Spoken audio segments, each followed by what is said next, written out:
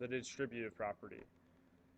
Our concept for today is for any numbers a, b, and c, a times the sum of b and c equals a times b plus a times c.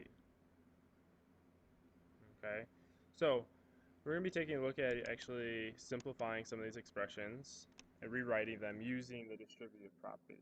So for instance, you have something like 12 times the sum of y and 3. We're going to go ahead and first talk about a little bit of a vocabulary here. This 12 here is actually what is called the coefficient. Okay? And the coefficient is that number that is sitting outside of the parentheses there. Um, it's just a numerical factor.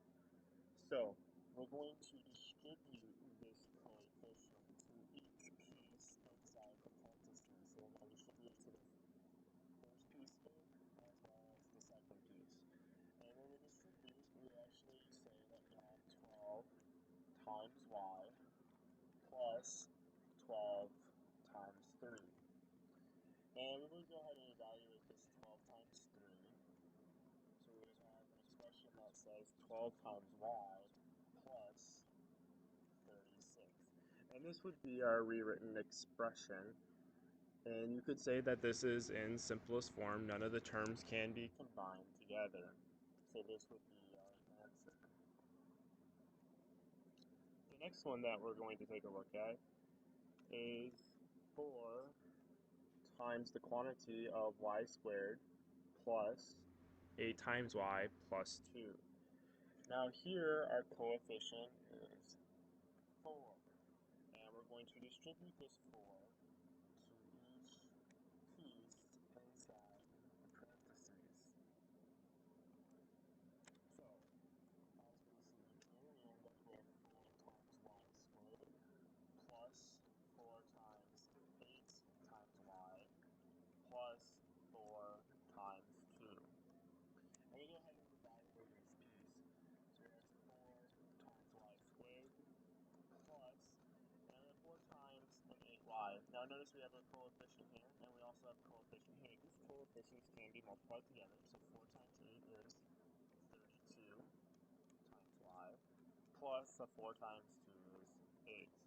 And this would be our rewritten expression after we distribute. Okay? Now we are going to take a look at, after we get done distributing, what happens if we have something that has like terms. Well, before we do that, we need to exactly find out what like terms are.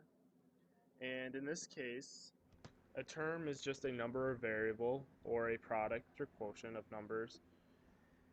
And an example would be something like maybe y, maybe p to the third, maybe 4 times a, or even 2x squared. And these are all terms, but what we want to make sure is that we combine like terms.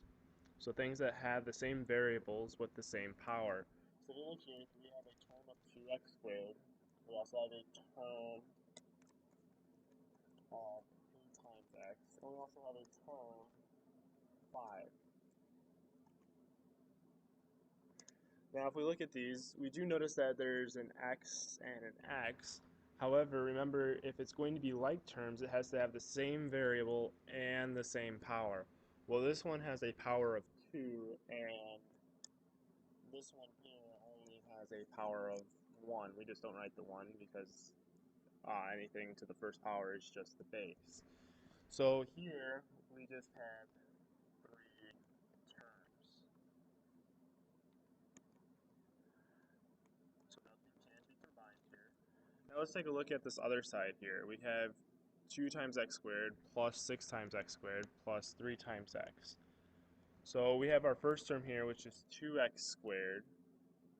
And then we have another term here, which is 6x squared. And then also this last term of 3x. Now you may have already noticed that I used the same color to underline those first two terms. The reason I use the same color is because if you look at the variable and the power, this is x squared, and this one is x squared. So they share the same base variable, and they also have the same power.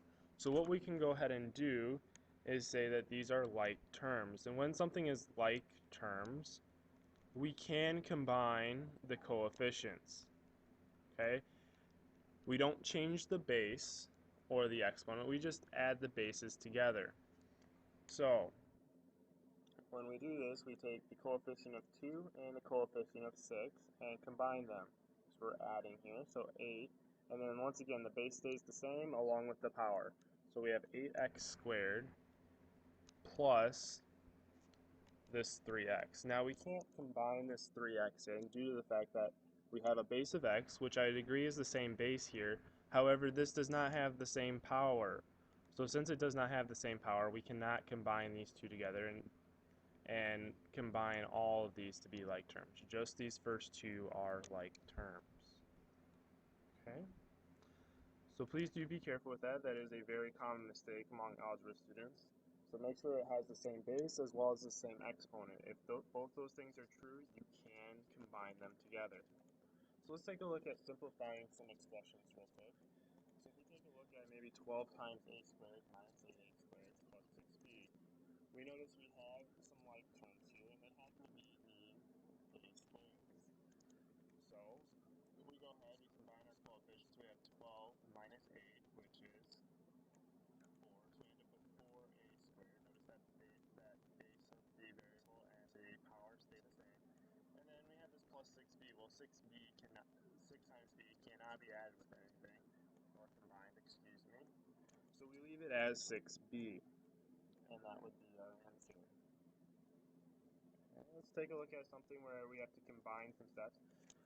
Do notice that we have 6 as a coefficient here, so it's all the way out in front of this quantity symbol. Remember, quantity symbol just is another word for these parentheses. And inside those parentheses, we have 2 times y plus 5y minus 4. Now, most of you would probably want to go ahead and distribute first. That would be fine. You'd still be able to combine like terms afterwards. But let's make things a little bit more simple. Let's go ahead. If you remember from order of operations, we are supposed to combine anything that is like inside the parentheses first. So the things that are the same inside the parentheses are this 2y and 5y. So let's go ahead, they do have the same base and they do have the same exponent. So let's go ahead, let's combine this together first. So we end up with 6 times a 7y minus 4. So then we can go ahead and distribute. So when we go ahead and distribute, we take 6 times our 7 here, which is 42, and we also have to add our times y here, minus a 6 times 4, which is 24. And that would be our simplified answer. So in cases where you are going to simplify expressions, it is always useful to go ahead and look ahead and see if you can simplify anything in parentheses first. This makes the distributing process a lot easier because here we only have to distribute twice, whereas if we didn't simplify, we would have had to distribute 1, 2, 3 times. So it takes away that chance of creating an error.